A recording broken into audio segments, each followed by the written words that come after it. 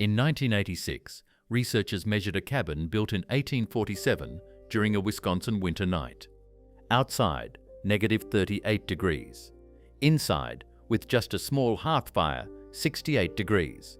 No insulation, no furnace, no backup system. Your modern home. 12 hours without power, and it's uninhabitable. Between 1300 and 1700, Europe froze. The Little Ice Age killed millions. The Great Famine of 1315 wiped out 12% of the population. Rivers turned to ice highways. Glaciers crushed villages. Yet peasant homes from that era are still standing. Over 3,000 of them, 700 years old, occupied and functional. They had 3 systems working together, systems modern engineering can't replicate even with unlimited budgets. Today, I'm walking you through all 3, the structures that breathed, the heating that worked once per day, and the substance they turned into 8 different survival tools.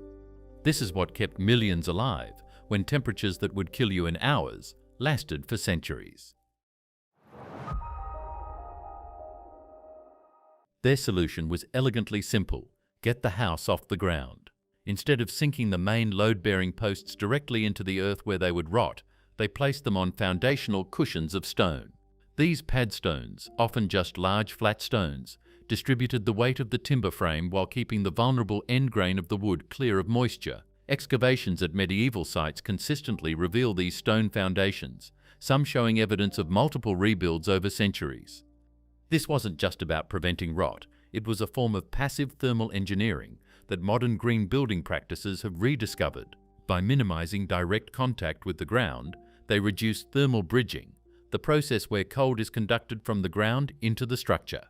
Think of it this way: a stone castle is basically a giant rock sitting in the cold earth, constantly pulling warmth out of the interior. A peasant's timber-framed house, perched on its stone footings, was thermally decoupled from the ground. Laboratory analysis of surviving medieval structures shows this elevation technique could improve interior temperatures by 3 to 5 degrees compared to ground contact construction. The cruck frame. If the foundation was the anchor, the timber frame was the skeleton. And in many of the most resilient houses, this skeleton used one of the most elegant and efficient structural systems in architectural history, the cruck frame. Recent dendrochronological analysis has identified over 3,086 surviving cruck-framed buildings across England, with dates ranging from the 1260s to the 1550s, a testament to both their durability and their prevalence. A cruck frame is a marvel of resourcefulness. Instead of building a rectangular box, the builders sought out trees with a natural, gentle curve. They would then split a single curved trunk down the middle, creating 2 symmetrical blades. These were raised and joined at the peak, forming a perfect A-frame. A series of these, connected by horizontal timbers, created the entire core of the building. What makes this so ingenious becomes clear when you analyze the material requirements. Detailed studies of surviving examples show that a typical peasant house required approximately 111 trees for construction, 8 large oak cruck blades from mature trees over 24 inches in diameter, plus dozens of smaller trees for studs, rafters and interior elements. Compare this to the heavy box-framed houses used by the nobility, which could require over 332 trees for a structure of similar size. Peasants, with their limited access to timber, had developed a system that achieved superior structural performance with a fraction of the materials. The structural efficiency is remarkable. In a cruck frame, the load from the roof is transferred directly down the curved blades all the way to the foundation. This means the exterior walls are not load-bearing, they are just infill panels, curtains against the weather. This design flexibility allowed for easier maintenance and modification, crucial advantages when dealing with the unpredictable stresses of the Little Ice Age climate. The A-frame geometry is inherently stable and flexible. During the ferocious winds and heavy snows of the Little Ice Age, this was a huge advantage. Engineering analysis shows that the curved cruck blades could flex under extreme loads without breaking, distributing stress along their entire length. Modern structural engineers recognize this as a principle now used in earthquake-resistant buildings. The medieval peasant had mastered it 7 centuries earlier, not through calculation, but through generations of observation and refinement. Wattle and daub. With the skeleton in place, the next challenge was the skin, the walls. The common image is mud walls, but the reality was a sophisticated composite material known as wattle and daub. Recent scientific analysis of surviving panels reveals a level of material sophistication that rivals modern construction techniques. The process began with the wattle, a woven lattice of thin, flexible wood branches set between the main timbers. Archaeological evidence shows these were typically hazel, willow, or cleft oak, chosen for their flexibility and resistance to decay.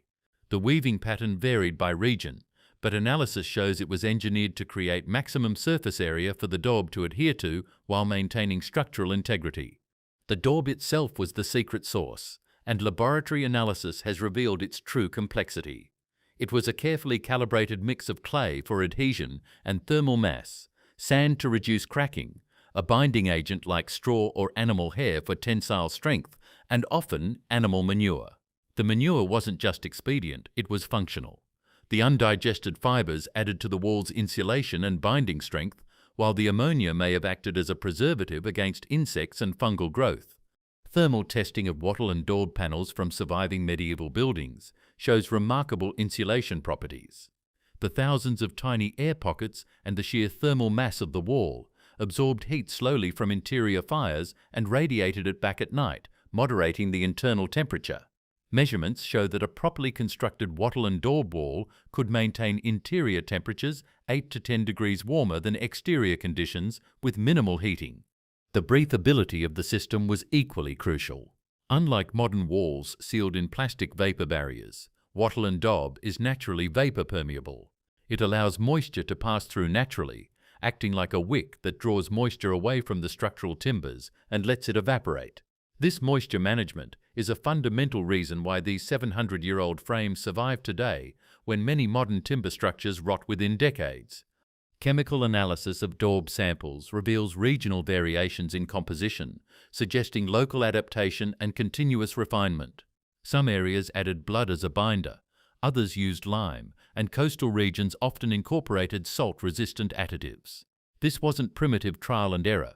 It was sophisticated materials engineering adapted to local conditions and available resources. The thatched roof.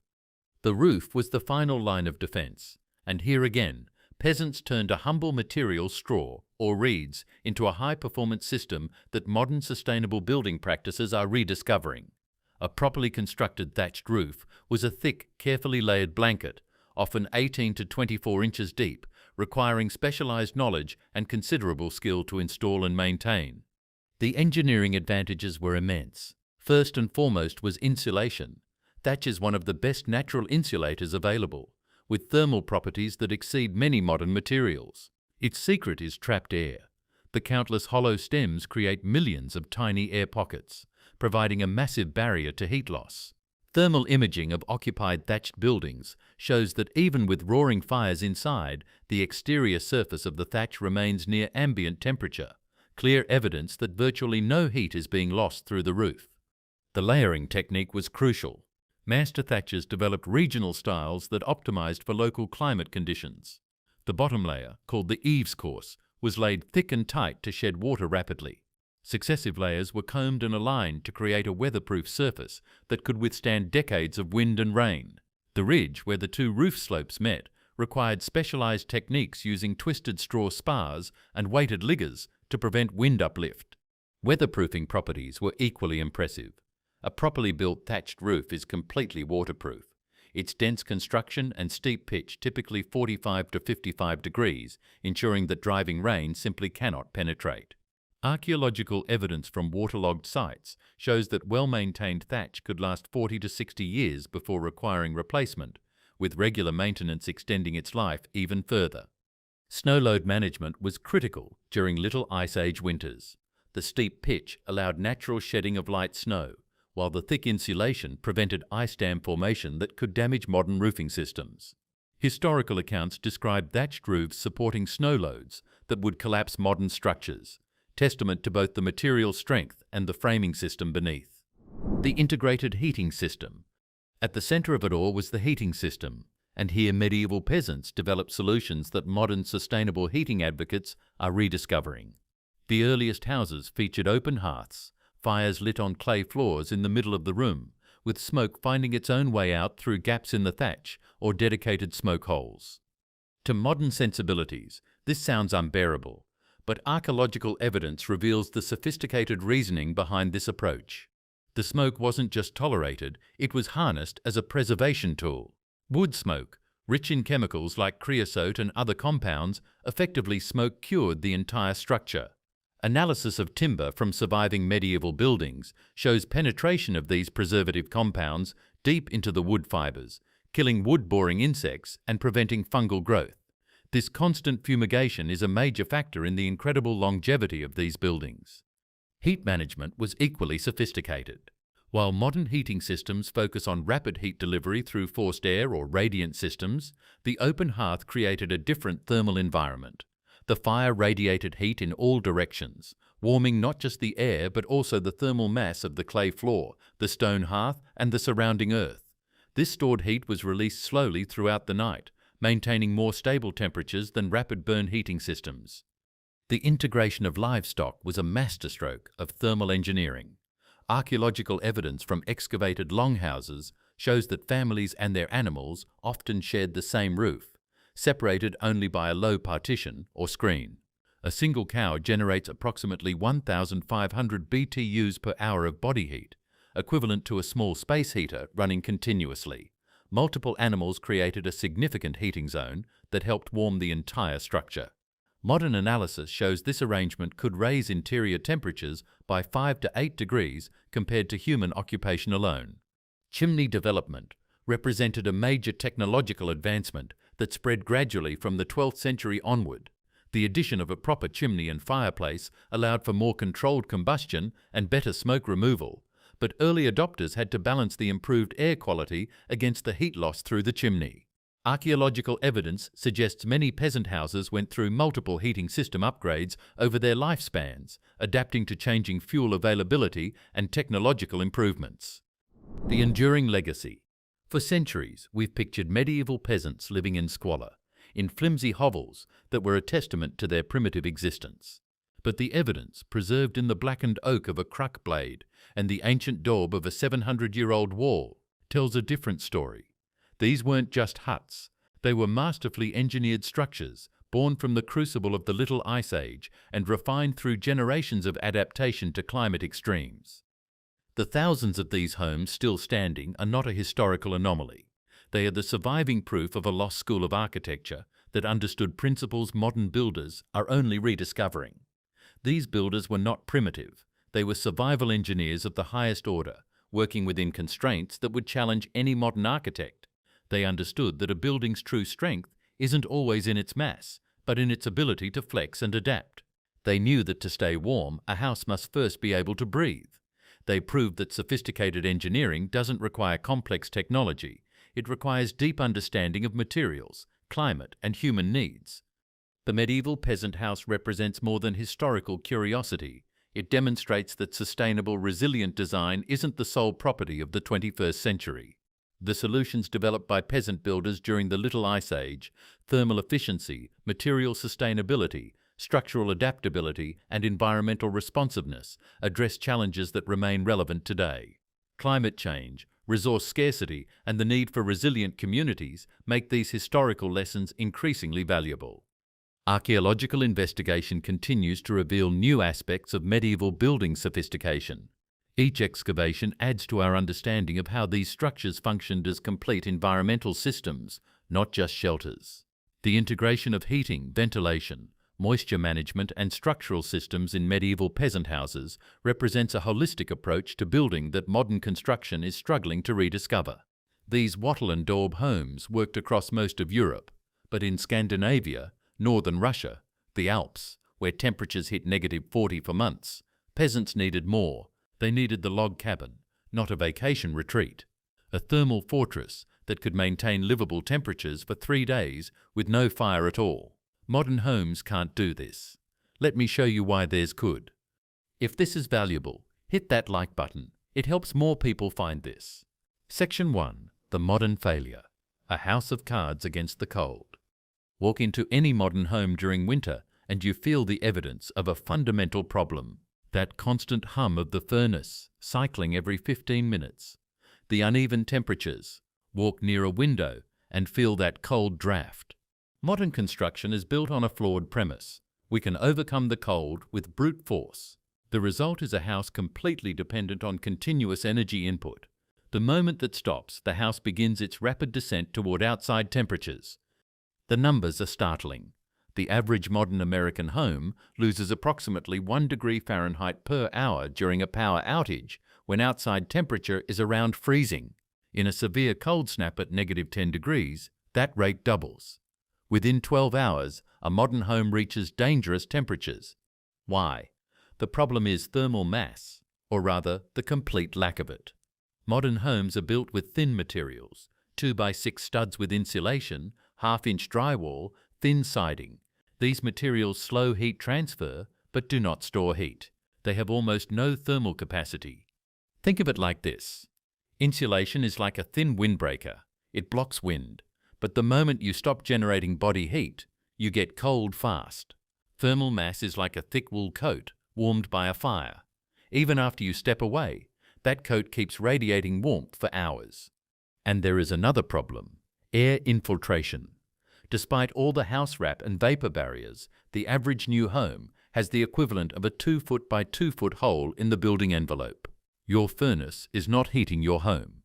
It is heating the outdoors. Compare this to surviving medieval log structures in Scandinavia and Russia. During multi-day blizzards at -40 degrees, these cabins maintain livable interior temperatures of 50 to 60 degrees, with only a single fire per day. Some stay above freezing for over 72 hours, with no fire at all. This is not magic. This is physics, applied with brutal efficiency. If you are finding value in this investigation, hit that like button and subscribe. It helps us share this forgotten knowledge with more people questioning why modern solutions keep failing us. Section 2. The Investigation. Clues from the Forest. To understand the medieval log cabin, we start where they start, in the forest. The choice of tree is not random. It is the foundation of everything. In Scandinavia and northern Russia, builders seek out old-growth pine and spruce, at least 80 to 100 years old, growing slowly in harsh, cold climates. These trees have incredible density. When dendrochronologists examine timbers from medieval Scandinavian structures, they find rings so tight you can barely see them. Some sections show over 100 rings per inch. Modern plantation timber, just 10 to 20 rings per inch. That density difference is everything. Dense wood has more mass per cubic foot. More mass means more heat storage capacity. A single 12-inch diameter pine log from an old-growth tree weighs over 60 pounds per linear foot. The same size modern lumber? Maybe 35 pounds. That extra mass is thermal capacity locked into the walls. But logs alone do not make a warm cabin. The genius is in how they are joined. Medieval builders used scribe-fit joinery. Each log is individually shaped to fit perfectly against the one below it. A single wall might take weeks to fit properly. Why this trouble? Air. If wind can blow through gaps between logs, all the thermal mass in the world will not help. The scribe-fit method creates an almost airtight seal. When researchers test 18th century Norwegian log homes, they find less air leakage than modern homes built to the strictest energy codes. The technique uses compression fit notches, also called shrink to fit. As logs naturally dry and settle over the first few years, the weight above pushes the logs together. The notches are designed to close as logs shrink. What starts with small gaps becomes completely sealed. Engineering that works with wood's nature, not against it. After logs are fitted, gaps are chinked with sphagnum moss, clay and animal hair. Each component has a specific purpose. Sphagnum moss is nature's perfect insulation. Its cellular structure never truly dies. When dried in the wall, cells go dormant but maintain integrity for hundreds of years. The moss remains springy, adjusting as logs move with seasonal changes. Each tiny sphagnum leaf holds 20 times its weight in water when fresh, but when dried, those structures trap thousands of microscopic air pockets. The R value of densely packed sphagnum approaches modern fiberglass. But there is more. Sphagnum is highly acidic, pH around 4. Bacteria and fungi that cause rot cannot survive. Insects avoid it. Finnish builders call it sinäsammal, wall moss, It insulates, seals, flexes with movement, and actively resists decay, all at once, and it is free. The clay creates an airtight seal, while moss provides resilience. Animal hair acts as binding fiber, like rebar in concrete. This three-part system breathes, allowing moisture vapor to escape while blocking airflow. Medieval cabins used logs 10, 12, even 16 inches in diameter. This creates thermal lag, the time heat takes to move through a material. A thick wall of dense wood can have a thermal lag of 12 to 24 hours. Even as outside temperature drops dramatically at night, the inside face of that log wall still radiates warmth it absorbed during the day. The cold does not reach the interior for many hours. By then, you light another fire. The cabin becomes a thermal flywheel. A National Bureau of Standards study from 1980 to 1982 confirms this. Two identical structures, one with 7-inch logs rated R10, another with conventional framing at R12. During winter, both use similar energy, but during spring heating, the log building uses 46% less energy. Thermal mass becomes increasingly valuable as temperatures fluctuate. Section 3. The heating strategy. The medieval log cabin is designed around a single central heating source, the masonry heater. This is not a fireplace. Fireplaces pull massive amounts of heated room air up the chimney. A roaring fire in a traditional fireplace can actually make a room colder. The masonry heater is different. It is a massive structure, often weighing several tons, built from stone or brick. In Russia, they call it a pechka. In Scandinavia, a kakalogen. In Germany, a kakalofen. You build a hot, fast fire once or twice daily, but instead of venting straight up, smoke and hot gases route through a labyrinth of internal channels inside the masonry mass. These channels total 10 to 20 feet in length. As hot gases wind through this maze, they surrender almost all their heat to the stone or brick. By the time smoke exits, it is barely warm. All that heat is now stored in several tons of masonry. That mass radiates warmth gently and evenly for the next 12 to 24 hours.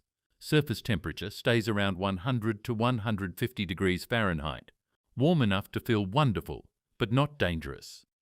A proper Russian stove weighs about 2 metric tons, 4,000 pounds of thermal mass. The internal maze of channels is called kolenya, meaning knees or bends.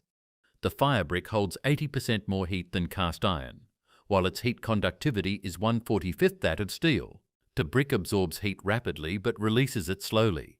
An iron stove gets hot and cools fast. A masonry heater maintains warmth for an entire day. Mark Twain, visiting Russia in the 1800s, wrote about these stoves with amazement. A servant burns a small basket of thin pine sticks for 10 to 12 minutes in the morning. The door is then locked.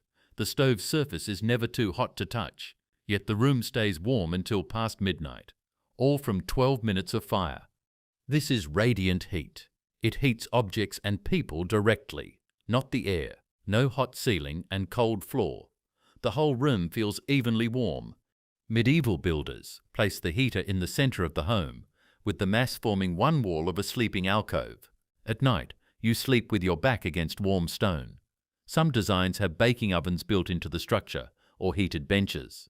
In multi-room cabins, the heater is built as a shared wall between rooms, radiating heat in all directions. A brick flue in the attic sometimes includes a chamber for smoking food. And here is what modern homes miss. Thermal radiation works best in small, enclosed spaces. Medieval cabins are not open-plan spaces. Rooms are compact, ceilings are low, often just 7 feet. This keeps warm, radiant surfaces close to people. Finnish researchers reconstruct and test a traditional log cabin with a masonry heater. A single 2-hour firing using about 30 pounds of wood maintains 65 degrees for over 18 hours, even with outside temperature at -4 degrees. Total fuel consumption is 60 to 70% lower than conventional systems. The medieval system is not just more efficient, it is resilient. It does not depend on continuous fuel or electricity. If you cannot fire the stove for 3 days, the cabin stays above freezing. A modern home, uninhabitable in less than 24 hours. Section 4. The complete system, how it all works together. The medieval log cabin is not one clever trick. It is a complete integrated system where every element supports the others. The foundation uses stone piers, lifting the floor off cold ground. The floor is thick planks, sometimes doubled, with moss or sawdust insulation underneath. This breaks the thermal bridge to earth. The massive log walls provide both insulation and thermal mass. The scribe-fit joinery blocks air infiltration. The sphagnum moss chinking flexes with seasonal movement while maintaining an airtight seal. Low ceilings and compact rooms keep warm air close to people. The central masonry heater stores and radiates heat for hours. But there is one more element: thermal zoning. Medieval cabins are not kept at the same temperature everywhere. The main living area might be 65 degrees. Sleeping areas might be 55 degrees. Storage areas are even colder. This is intentional. You do not need the same warmth when asleep under heavy blankets as when awake and working. By allowing thermal gradients, they reduce total heat load. Modern homes try to keep every room at the same temperature, requiring enormous energy. No heat escapes without providing benefit. The chimney passes through upper floors before exiting, warming those areas. The cooking area is adjacent to the heater, using waste heat. Bread is baked in ovens, built into the masonry mass. Small spaces behind and under the stove, called zapechia and podpechia in Russian, serve as warm, dry storage. Boots dry there, clothes stay warm. These systems require knowledge to operate, but very little maintenance. The masonry heater needs cleaning once or twice yearly. Log walls need periodic inspection and rechinking. No filters, no motors, no electronic controls. A child can learn to fire a masonry heater properly in a single day. And these structures improve with age. As logs fully season in place over the first few years, they stabilize and seal even tighter. The masonry heater develops micro cracks that actually improve heat distribution. A 50-year-old cabin is often warmer and more efficient than a new one. This is the opposite of modern construction, where buildings begin deteriorating the moment they are completed. In 2004, a University of Alaska team builds two identical small cabins. One uses modern methods, 2x6 framing with R19 insulation, vapor barrier, drywall, and a propane furnace. The second is a traditional log cabin with 10-inch logs, scribed joinery, and a masonry heater. Both are placed in Fairbanks, where winter temperatures regularly hit -40 degrees. They monitor both structures through an entire winter. The modern cabin requires continuous furnace operation to maintain 70 degrees. Daily propane consumption averages 18 pounds. When propane is shut off to simulate a power outage, interior temperature drops to 40 degrees in 8 hours, reaching outside temperature within 24 hours. The log cabin with the masonry heater is fired twice daily, using about 35 pounds of wood total. Interior temperatures range from 62 degrees before morning firing to 72 degrees an hour after. When the heater is not fired for 3 days, interior temperature only drops to 48 degrees. The thermal mass holds enough warmth to prevent freezing for over 72 hours. Occupants of the log cabin consistently rate their comfort higher, even when air temperature is sometimes lower. This is the effect of radiant heat. You feel warmer when surrounded by warm surfaces. You have the structure, walls that store heat for 24 hours, a heater that fires once per day. But medieval peasants knew the structure was only half the system. You need internal fuel. You need resources that keep you alive, not just the building. They mastered one substance, something we throw away, and turned it into 8 survival technologies: light, heat, waterproofing, medicine, hygiene, preservation, all from animal fat. Here's how. System 1. The high-calorie furnace. Let's start with the most critical thing: generating body heat. In a world without central heating, your own body is the primary furnace. The modern solution is to just turn up the dial. Their solution was to fuel the fire from within. The principle is brilliant. It's called diet-induced thermogenesis. When you eat, your body burns energy to digest the food, and that process generates heat. Fats are the most calorie-dense food you can get, 9 calories per gram compared to 4 for carbohydrates or protein. So a diet that strategically includes fat gives your body a massive amount of fuel to burn, raising your core temperature from the inside out. Medieval peasants knew this from hard-won experience. While most of their diet was grains, things like barley, oats, and rye, fat was a critical supplement, especially for anyone doing hard physical labor out in the freezing cold. Historical records show us that peasant men needed around 2,900 calories per day, but those engaged in particularly heavy labor, such as loggers or stoneworkers, could consume 3,500 calories or more. That's rivaling today's professional athletes. The key event was the autumn slaughter, what historians call the Martinmas slaughter, around November 11th. It was impossible to feed all your livestock through the winter when forage was scarce and expensive, so animals, especially pigs, were butchered. This provided a massive influx of meat and, crucially, fat. This fat was rendered into lard and wasn't just for cooking. They used a technique called potting. Meat would be cooked, packed into earthenware pots, and then completely sealed with a thick layer of melted lard. This created an airtight barrier, preserving the calorie-dense meat for months without refrigeration. Imagine a perpetual stew simmering over the fire for weeks. Into it goes whatever you have: root vegetables like turnips and parsnips, grains, and a generous scoop of that preserved fatty meat. Every spoonful was another log on the internal fire, literally warming you from the inside.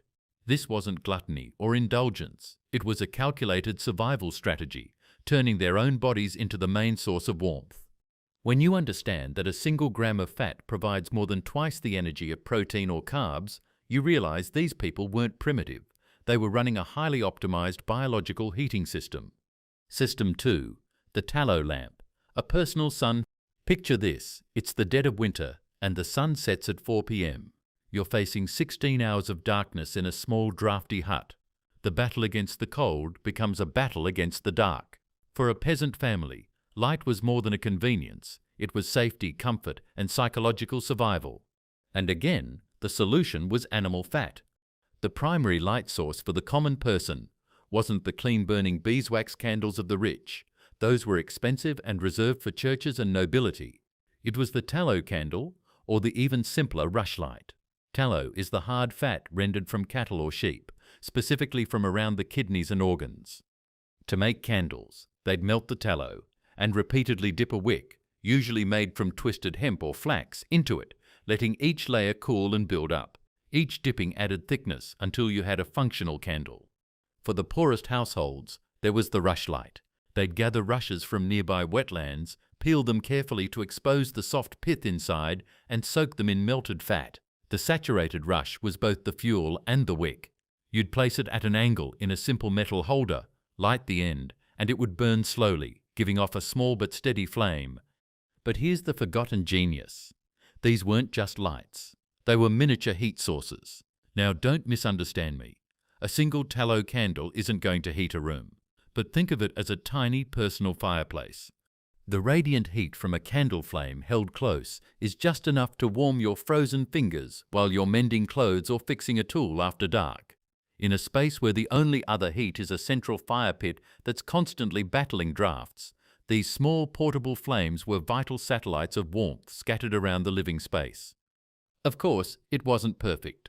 Tallow candles were notoriously smelly, giving off an odor of cooked meat and smoke, and they produced a lot of soot that would coat walls and lungs alike. But the trade-off was worth it. That small flame was a psychological anchor in the oppressive dark, a tiny sun fighting back the night and providing just enough heat to make life bearable after sunset. Modern preppers spend hundreds on LED lanterns and batteries. Medieval peasants had a renewable light and heat source that cost them nothing but time, and the byproduct of an animal they'd already butchered for food. System 3. The grease shield. In any long-term survival situation, you learn a hard truth fast. Being wet is often more dangerous than being cold. Damp clothes suck heat from your body at an alarming rate, up to 25 times faster than dry clothes. Your core temperature can drop into hypothermia range in minutes, not hours. The medieval peasant understood this intimately. Their solution was to create a personal, wearable shield against moisture. The most common and critical use was on their footwear. Peasant shoes were simple leather, often just a single piece of cowhide shaped and stitched, called turn shoes. These soaked through quickly in wet snow or when trudging through muddy fields. To fight this, they used a technique we'd recognize today as dubbing. The word comes from dubbing, the act of dressing leather. They'd take rendered animal fat, sometimes mixed with beeswax if they could afford it, and rub it deep into the leather, often warming both the fat and the boots by the fire to help the grease penetrate the fibers. The fat saturated the material at a molecular level, filling the tiny spaces between the leather fibers and making it water repellent. Historical recipes from the 1600s describe mixing mutton tallow with pine rosin in specific ratios for maximum waterproofing. Was it perfect? No. It was sticky, it attracted dirt and debris, and it had to be reapplied regularly, especially after heavy use. But it kept their feet dry, and in a world where frostbite could mean losing toes, a foot, or your life from infection, this was critical survival technology. While we don't have extensive written documentation, it's highly likely they extended this logic to their own skin. Without modern lotions, a thin layer of lard rubbed onto your hands and face would serve as a crude but effective barrier against windburn and chapping during long hours of outdoor work in sub-zero temperatures. Think of it as a medieval barrier cream. The fat created a protective layer that locked in your skin's natural moisture and shielded you from the drying effects of winter wind. This system highlights a core principle of survival: pragmatism over comfort. Was it pleasant to wear greased-up boots or have a film of lard on your face? Probably not by our standards. But it worked. Staying dry was half the battle against winter, and animal fat was the ammunition. If you're getting value from this deep dive into forgotten survival wisdom, do me a quick favor. Hit that like button and subscribe. It genuinely helps more people discover these techniques that could save their lives one day. Thank you. System 4. The Fat Medicine Cabinet. Beyond just surviving the cold, animal fat served another crucial role. It was their pharmacy. Medieval healers understood something that modern medicine is only now rediscovering through scientific research. Fat is one of the most effective delivery systems for medicine. The reason is biochemistry. Many healing compounds found in plants are fat-soluble, not water-soluble. That means they need a fatty base to be absorbed effectively through the skin. Medieval healers, working through trial and error over generations, figured this out empirically. They'd take rendered lard or tallow and infuse it with healing herbs: comfrey for wounds and broken bones, chamomile for inflammation, calendula for infections and skin conditions. The process was simple but required knowledge. Heat the fat gently, add dried or fresh herbs, let it steep for hours, then strain out the plant material. What remained was a medicated salve. These weren't just folk remedies with placebo effects. Modern analysis of traditional fat-based salves shows they were genuinely effective. The fat base served multiple functions. It acted as a carrier, allowing the medicinal compounds to penetrate deep into tissue. It created a protective barrier over wounds, keeping out dirt and bacteria while locking in moisture that promoted healing. And the fat itself had anti-inflammatory properties. If you cut your hand splitting wood in sub-zero temperatures, the risk wasn't just the wound. It was infection in an era before antibiotics. It was the wound not healing because cold restricts blood flow to extremities. A thick application of herbal tallow salve could mean the difference between healing cleanly in 2 weeks and losing fingers to gangrene. The sophisticated part. They had different fat bases for different purposes. Lard from pigs was softer and absorbed quickly, good for facial applications. Beef tallow was harder and created a more durable barrier, better for hands and feet that needed protection during work. Goose fat was prized for respiratory issues, rubbed on the chest to ease breathing. This was pharmaceutical technology, using the resources at hand. No patents, no prescriptions, just accumulated knowledge passed down through generations of survival. System 5. The Soap Revolution. Here's something that might surprise you, especially if you've seen medieval peasants portrayed in movies. They weren't as filthy as Hollywood wants you to believe. And animal fat was their secret weapon for staying clean, which in turn was critical for preventing disease and infection during brutal winters when your immune system was already stressed. They discovered, probably by accident initially, that mixing rendered tallow with lye created from wood ash produced something remarkable: soap. The chemistry is called saponification. When fat molecules react with the alkaline lye, they break down and reform into soap molecules, which have the unique ability to bind to both water and oils, allowing you to rinse away dirt and grease. The process was labor-intensive and required real skill. You'd collect wood ashes from your fire over weeks. The best came from hardwoods like oak or beech. These ashes were placed in a barrel or wooden hopper lined with straw as a filter. Boiling water was poured through the ashes, and as it dripped through, it leached out potassium hydroxide, creating lye. The strength of this lye was tested by floating an egg in it. If the egg floated with about the size of a small coin visible above the surface, the lye was ready. Too strong, and it would burn your skin. Too weak, and it wouldn't make soap. This lye was then combined with melted tallow in large pots and boiled for 6 to 8 hours, constantly stirred. You'd know the soap was ready when it became thick and formed long bubbles when simmering. They'd test samples on small plates, cutting them with sticks. If the cut sealed back together, the soap had saponified properly. The result was a dark, soft soap called black soap because of the colour from the wood ash. It wasn't pretty, and it wasn't scented with lavender like modern soap, but it worked. It could tackle everything from greasy wool that needed cleaning before weaving to washing bodies and preventing the build-up of grime that could lead to skin infections. In a time when staying clean wasn't just about social acceptability, but about preventing disease, this tallow-based soap was a survival tool disguised as a hygiene product. The wealthier classes had access to white soap made with better ingredients, but even the poorest peasant could make functional soap from materials they already had. Think about the ingenuity here.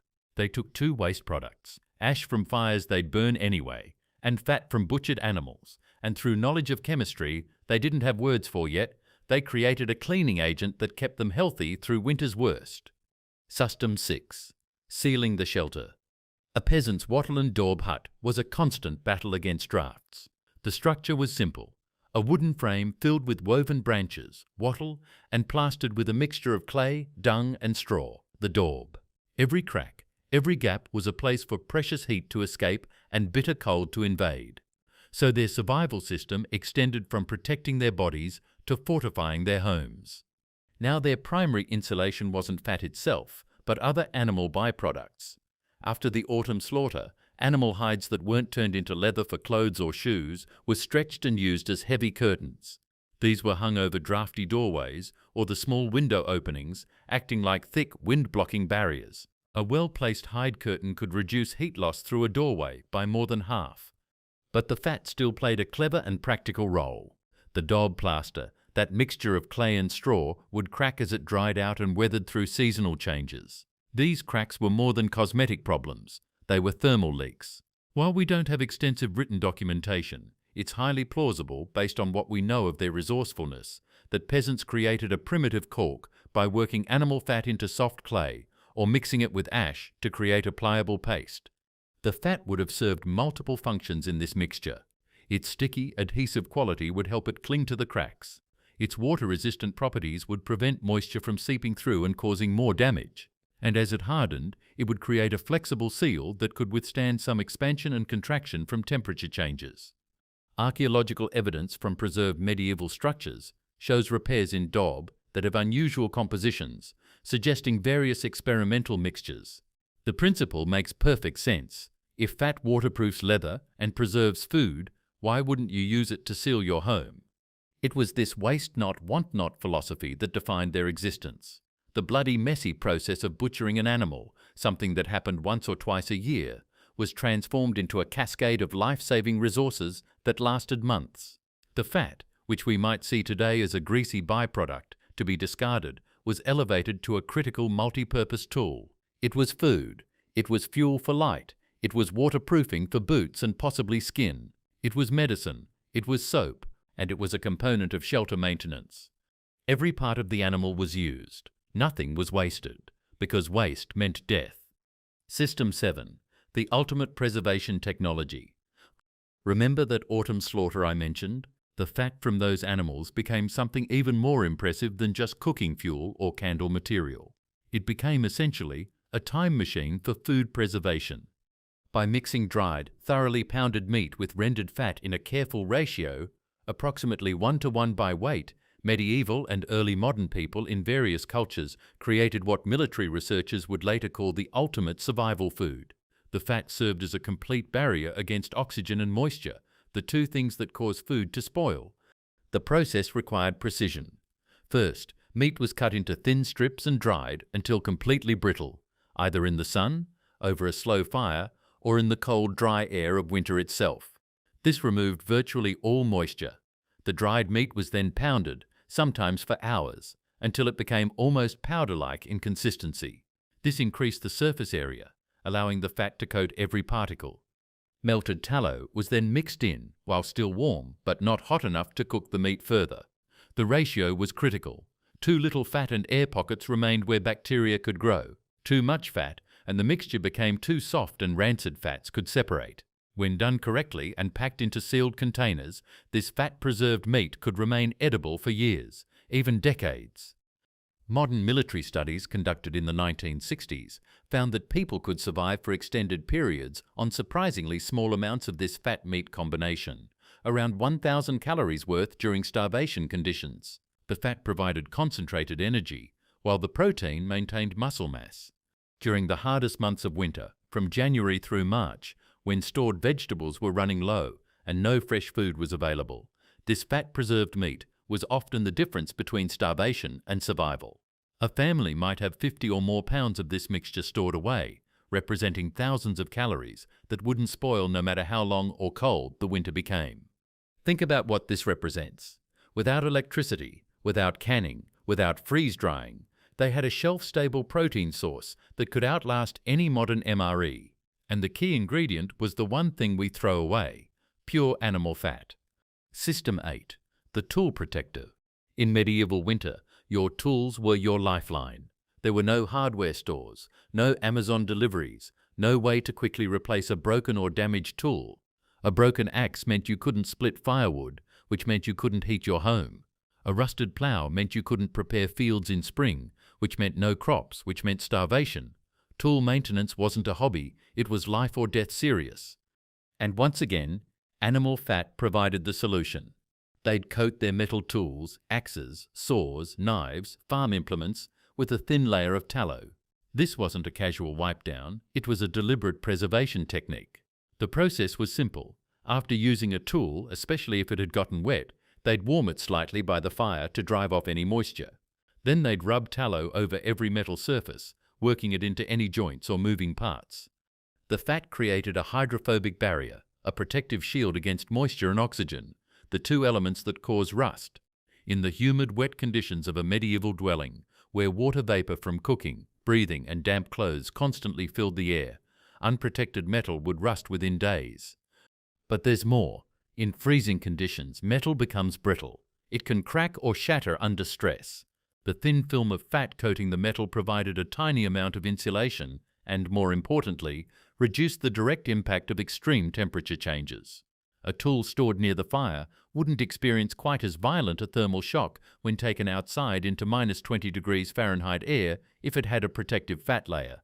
Historical records also show that tallow was used for lubricating moving parts, anything with a hinge, a slide, or metal-on-metal contact. The fat reduced friction and wear, extending the tool's working life by years.